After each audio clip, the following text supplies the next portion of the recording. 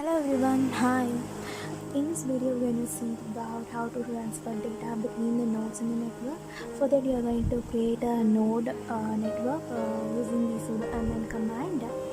So this can be done using a simple Python server and a client application, or a IPUF command, which is a proper network performance measurement tool, which is being used prominently by the network performance analytics. So you can either run the command on the main CLI itself, or you can open separate terminals for the host and run the command on them. If you want to run on the CLI, you have to mention the host name and the respective command of the client or server. Here I'm going to choose H1 as a server and H2 as client.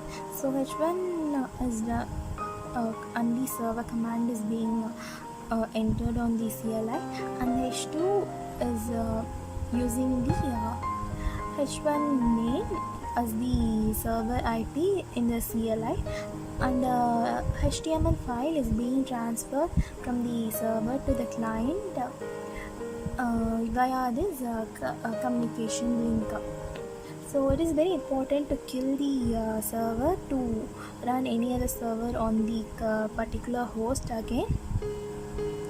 So can use the h1 kill %python for this process. So now we are going to see how to use them via separate terminals.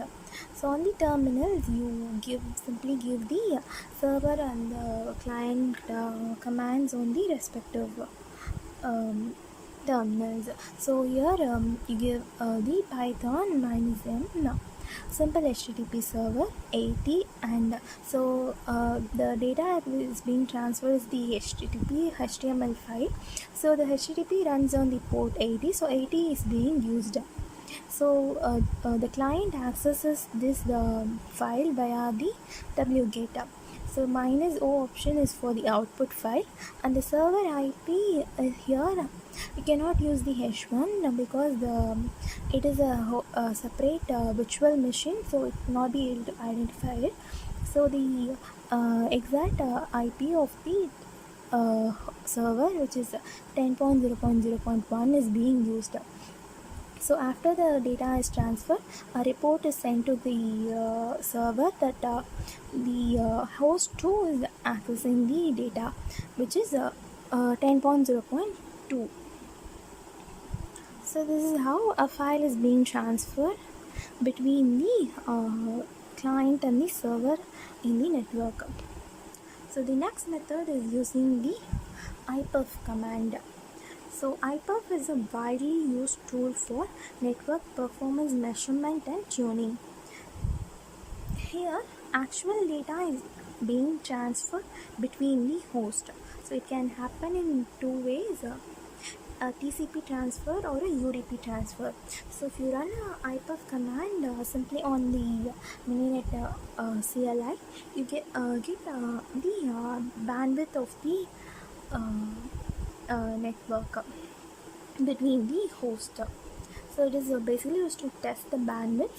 This also can be used to transfer data, so which can be done using the separate terminals for the host.